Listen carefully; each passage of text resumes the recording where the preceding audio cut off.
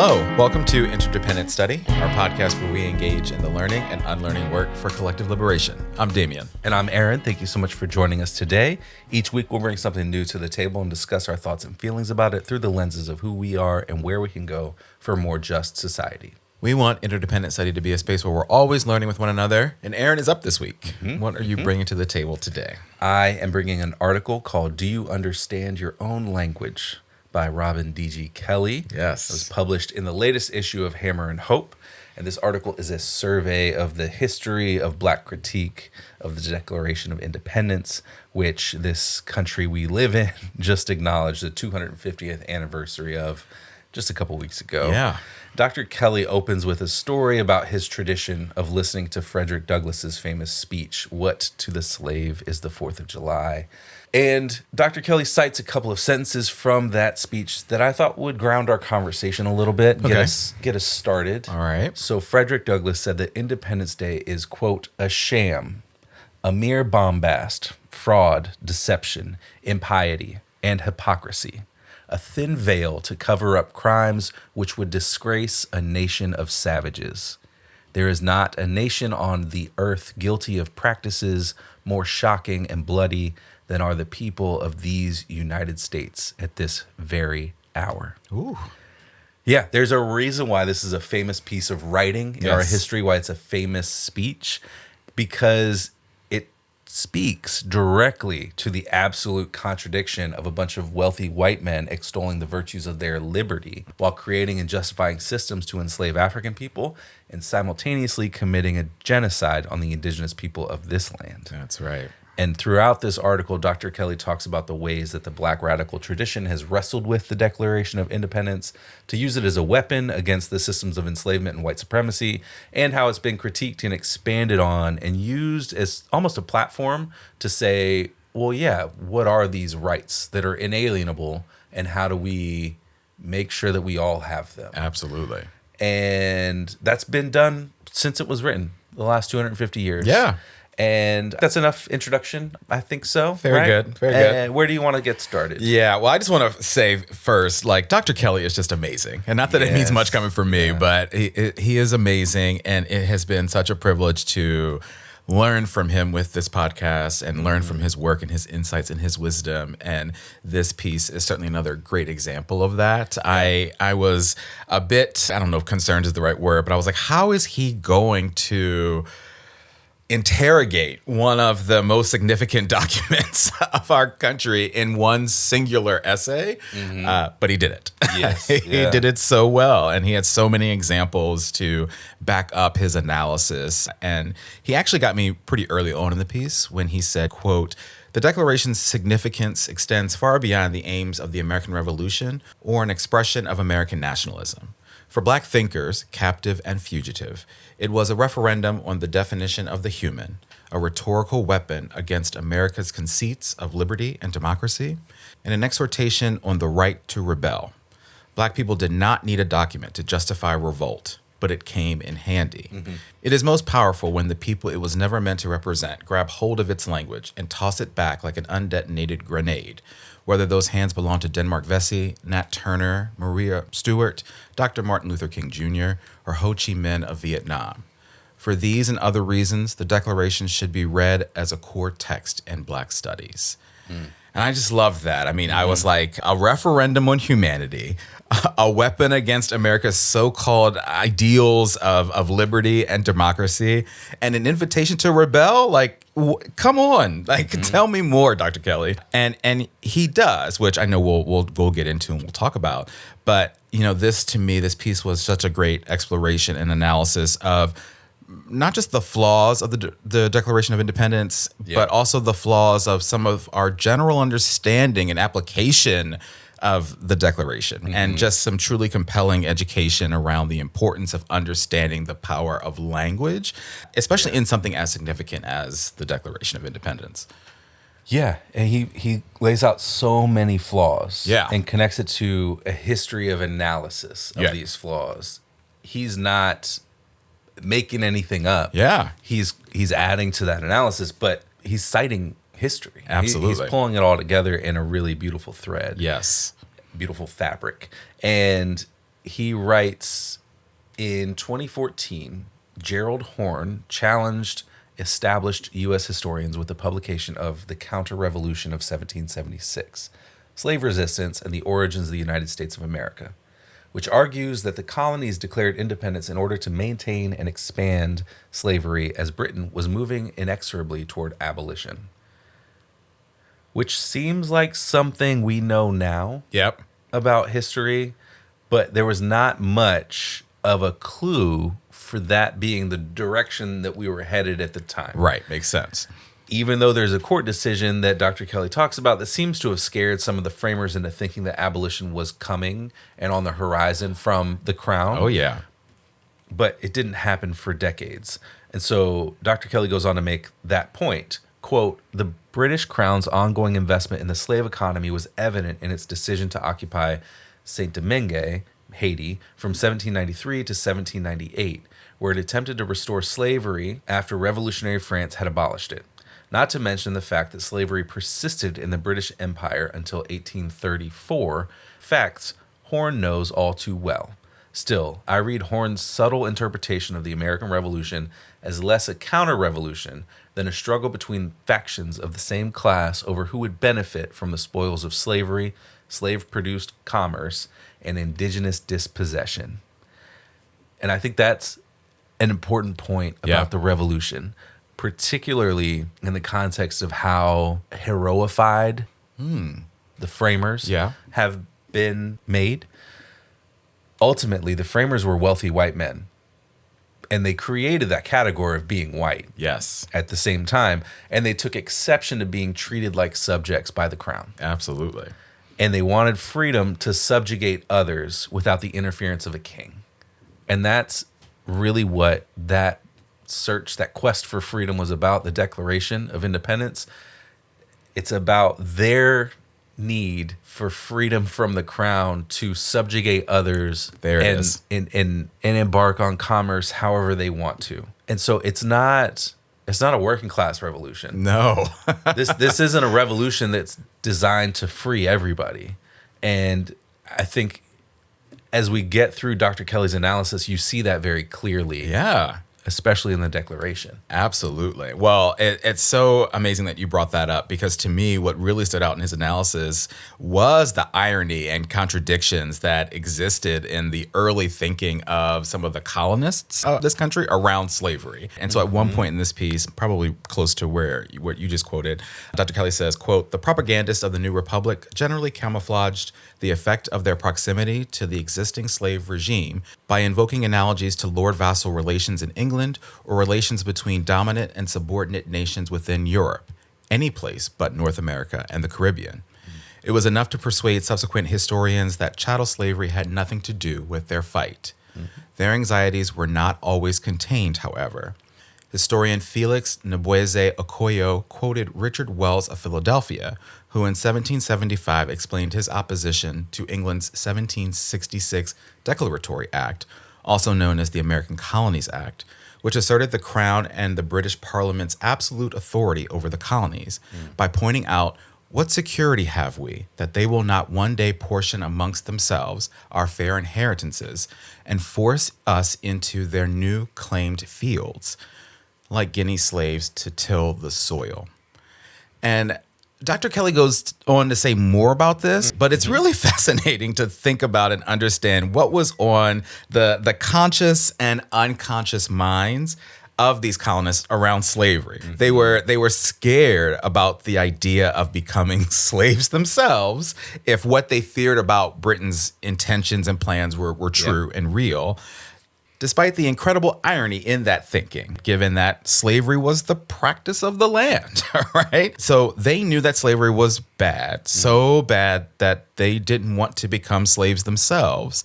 But many of them were slave holders. Yeah. And so to me, it was just like, make that make sense. How do you reconcile that? And for a lot of them, obviously, they weren't able to do that. And so it was incredible to, again, have these receipts, if you will, to see the ways in which they moved and made decisions that benefited them were done in a way to so-called make sure that everyone was free, knowing good and damn well not everyone would ever be. Yeah, and that was part of the point. Yeah. I appreciate you naming that specific fear that the framers had of being enslaved themselves, whether directly actually becoming enslaved by Right. the crown or some kind of service to the crown Absolutely. that would feel like to them enslavement. Absolutely. And one of the other points that Dr. Kelley makes that I think builds on this is connected to enslavement in this way that it was not fully reconciled. Yeah. And so there's this passage that doesn't make it to the final version of the Declaration. Oh, right. And in this passage, Thomas Jefferson's talking about the barbarity of enslavement and blames King George for burdening the colonists with this system. He blames the crown for the U.S., before it's the U.S., obviously, having to bear the burden of this system. Right. And so Dr. Kelley then points out, some people call it the anti-slavery passage, which in my opinion is absurd. And in Dr. Kelley's, it's misleading. Yeah. Because he's an academic and I just talk into a microphone on a podcast. So Dr. Kelley says this about the deleted passage, quote, "It rebukes the crown's absolute power and claims the moral high ground for the colonists without ever calling for the abolition of slavery. And why should it? About 3/4 of the 56 signatories owned slaves, including its author. Still, Jefferson's vivid description of the slave trade as a cruel war against human nature itself, violating its most sacred rights of life and liberty in the persons of a distant people who never offended him, and captivating and carrying them into slavery in another hemisphere, was too much for the South Carolina and Georgia delegates, as well as Northerners invested in the trade in humans and slave-produced commerce." Jefferson later reflected in his autobiography, "Our Northern brethren also, I believe, felt a little tender under those censures, for though their people had very few slaves themselves, yet they had been pretty considerable carriers of them to others." It's a little shady there from the president there. We can see a little tender there. Yeah, right. Tender, yeah. We can see in this deleted passage and in Jefferson's autobiography that there was a great deal of compromise in how the framers talked about enslavement. There's a lot of PR spin to downplay the significance and role of it, especially while everyone is making money on it. They're all making money. And so let's downplay the significance of this, even though there's an argument to be made that it's not our fault. Right. Let's avoid even mentioning it. Yeah, we'll just tone it down and avoid the whole process. And one of the things I thought about when I was reading this is this idea about compromise and how allegedly the framers were such good compromisers. Yes. It's one of the things that is always talked about. Yep. Is their ability to come together and find a solution to things. And you see that, I remember hearing that a lot in history class in my public education. Yep. And thinking about it through this lens, you say, okay, well, the compromise is obscuring the truth. Right. And lining our own pockets. Yep. And so if that's what compromise truly is this something that we should extol as a virtue of these framers? And I don't think so. And this is a whole tangent off of the point of this article, but it feels alive as an element of this analysis of the piece, because what are we compromising on here? Why is this removed? It's removed to help ease the tenderness of the people that felt they were being slandered maybe by participating in this system that was itself a system that murdered people and kept them in chains. Absolutely. And so we can't tell that truth and hold on to that. Well, is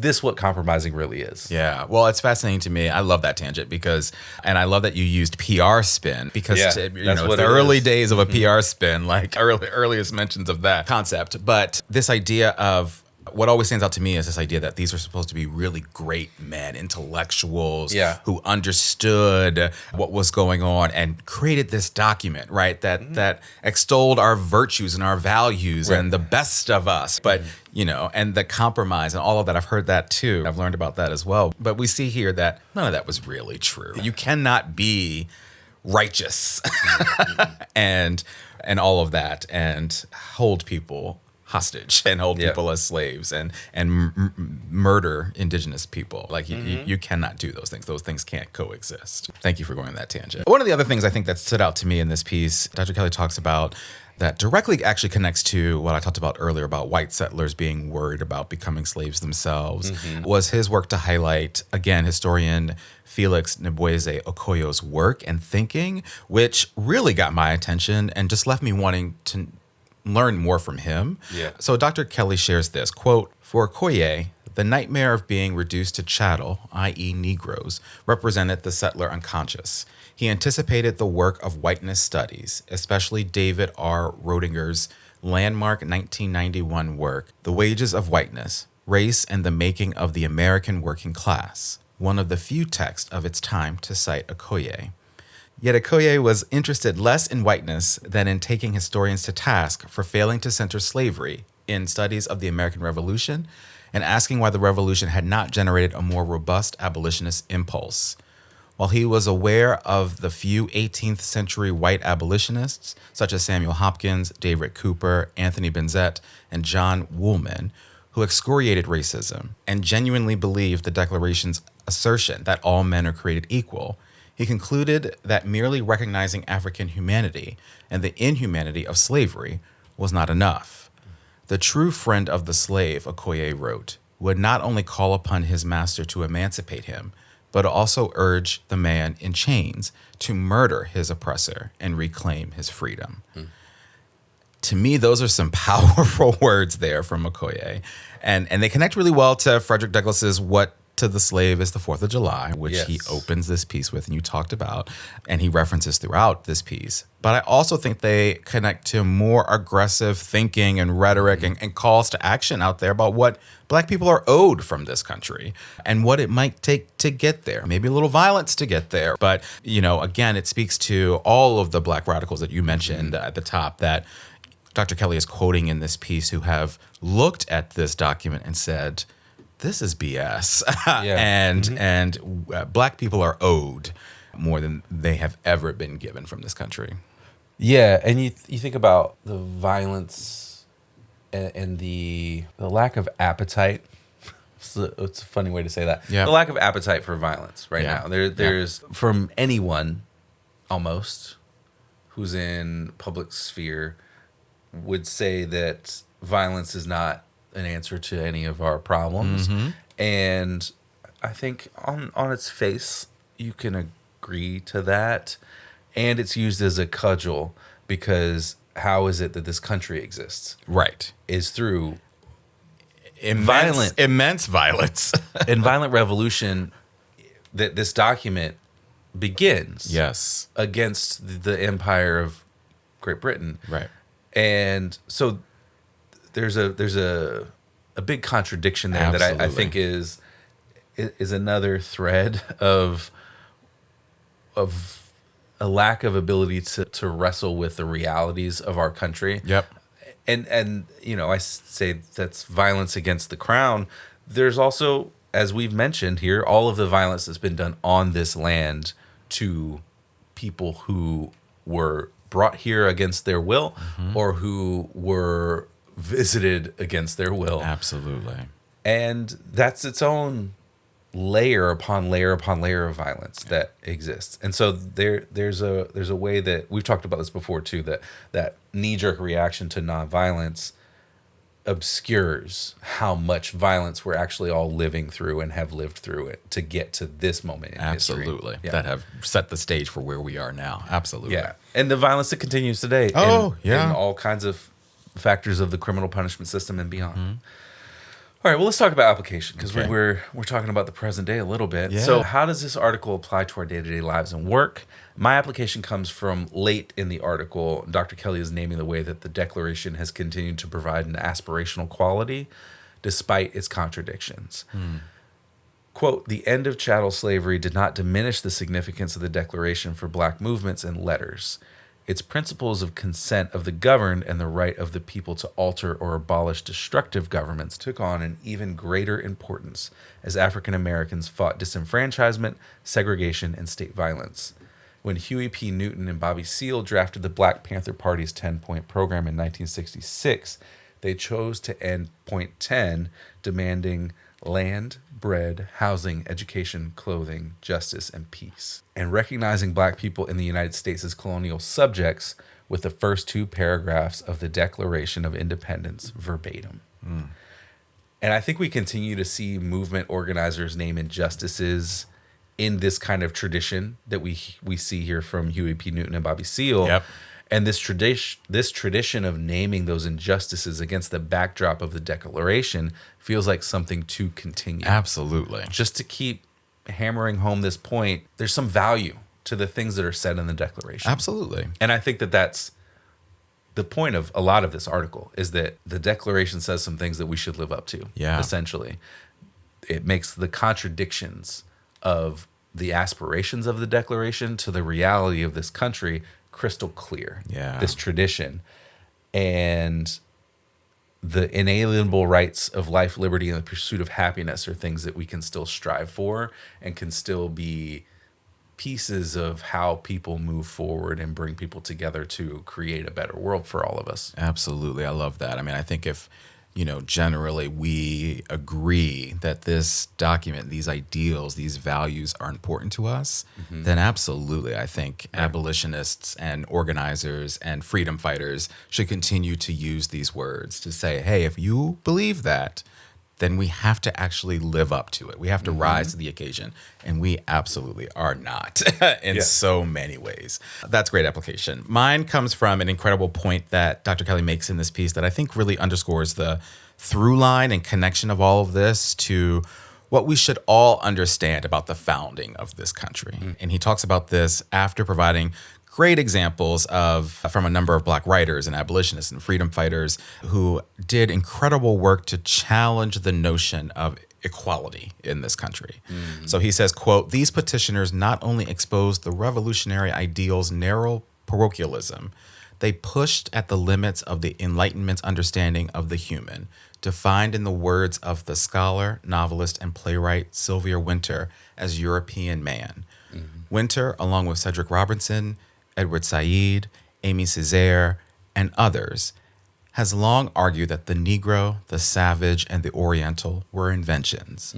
The modern world was built on such fabrications, and the exclusionary definition of the human designating racial groups as uncivilized and lacking the capacity for liberty not only justified enslavement, but also obscured the violence of dispossession. Under settler colonialism's Heron folk democracy, freedom belonged to white men. Liberty meant the right to own and dispose of property, including property in humans. And while the revolutionary cry for equality partly leveled class distinctions, it reinforced racial distinctions. Equality in this instance meant not being a slave."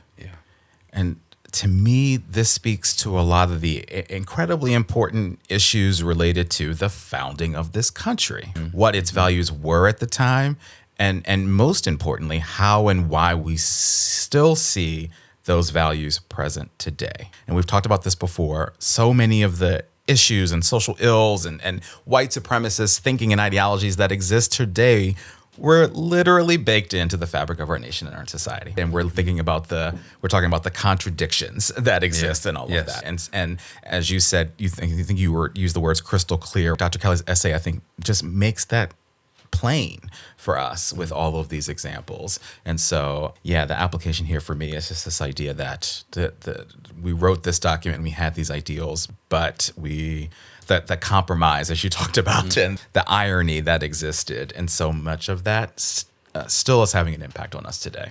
Yeah, absolutely. I think, as we said, there's so much aspiration that is brought down by the contradiction of what we are living in. Yeah. All right, well, let's talk about homework. Okay. How do we want to continue our learning and unlearning work beyond our conversation today? So Dr. Kelley mentions some white abolitionists that you listed off earlier. Yeah. And he talks about Okoye's quote about violence. Yep. And that the true friend of the enslaved will be somebody who would tell them to tear off their chains and kill their oppressor. Yes. I believe. Yeah. Paraphrasing. I don't have that quote in front of me. Segue to John Brown. Yes. who did that in a way.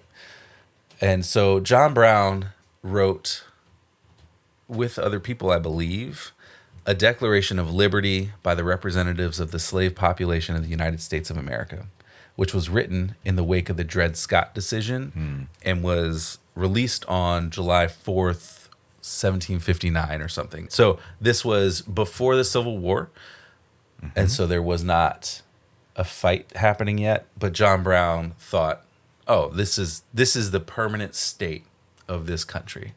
This will exist unless we act to change that. And so as part of this declaration that John Brown wrote and released, he says, quote, "The history of slavery in the United States is a history of injustice and cruelties inflicted upon the slave in every conceivable way, and in barbarity not surpassed by the most savage tribes. It is the embodiment of all that is evil and ruinous to a nation, and subversive of all good." And this feels like an important rebuttal to those contradictions of the United States. Yes. It's taking the aspirations and trying to illustrate what the contradictions have been. Yep. To say we can be better because what we're doing right now is absolutely abhorrent and subversive of all things that are good. I love that. All right. Well, what about you? What's your homework? So you're saying we should read? I think that's my homework. I like it. To check that out. I like that. My homework is along the same lines. I think there are a few pieces that Dr. Kelley references in this essay that struck me as particularly formative to his learning and his understanding about all of this. And so I thought it might be cool to read that. So I've mentioned Felix Nboeze Okoye earlier. And so he wrote an essay called Chattel Slavery as the Nightmare of the American Revolutionaries. And Dr. Kelley, I should say a little bit about this. Dr. Kelley noted that Okoye served as the inaugural chair of the Department of African and African American Studies at SUNY Brockport. And a lot of his work focused on the understanding why the Patriots consistently used slavery and the language of slavery to describe their lives and conditions. Yep. And so I just think that would be a really cool essay to read because I think it grounds a lot of what Dr. Kelley is talking about in this piece. The other is David Walker's 1829 pamphlet, Appeal to the Colored Citizens of the World, which, given that he asks white readers in that pamphlet, do you understand your own language? The title of this essay, right? Yeah. It seems to make it a particularly important document that's centered this entire piece that we read for today. So I'd like to read both of those just to see what they're all about. Yeah, that sounds great. Both of those stood out to me as well as something to follow up on and read. Yeah, there were a lot of references in this. Many. So yeah. All right, well, that's it for our conversations today on Do You Understand Your Own Language from the newest issue of Hammer and Hope. And Damien, you're up next time. What are you bringing to the table in our next episode? Yeah, so it's time for our July book. And so I'm going to bring that to the table for us to talk about next week. The book I chose is called Mutual Aid, Building Solidarity During This Crisis and the Next by Dean Spade. And we are reading the new and expanded version of the original version of that book that was published back in 2020. This expanded version, new and expanded version, was published back in March of this year. So that's really cool. And so published by Verso Books, here's a description of it on their website. Quote, "As crises mount and multiply, governments fail to respond or exacerbate the problems. What are we to do? Mutual Aid is a radical handbook for anyone who grasps the severity of the global polycrises and wants a community-based means to fight back. Dean Spade, lawyer, academic, writer, and activist, highlights the bold and innovative ways ordinary people have developed to share resources and care for those in crisis. Mutual Aid isn't charity. It is a form of organizing integral to all influential and successful social movements. Spade offers practical tools and advice to help with the challenge of working in groups, forming a decision-making process, and preventing and addressing conflict." So, yeah, this seems like what I've read so far, I'm close to being done. It's really a practical book in a lot of ways, right? It is really drawing on Dean's incredible work experience and lived experience doing this work, and he's pulling on examples in the real world and offering lots of suggestions and advice and helpful resources around mutual aid and the power of it. And it has been a joy to read. And so I'm really looking forward to chatting about it next week. Yeah, me too. It's such a great handbook. Yeah, To really. actually getting into and understanding how to do the work. Because Absolutely. people say, yeah, mutual aid is the future. And you're like, all right, I think I know what that means. But Dean Spade lays out so much Absolutely. of what you can do with that kind of work. So with that, we want to thank you for joining us today. You know what I'm going to ask you to do here, but in case you forgot, please follow, leave a rating and review, share our podcast with the people in your life. Follow us on social media, including Instagram, TikTok, and Blue Sky. Check us out on YouTube and sign up and join us on Patreon to get notified about any new things we've got going on behind the scenes. Yes, thank you so much for listening. And remember, it's not about us, but it is about all of us.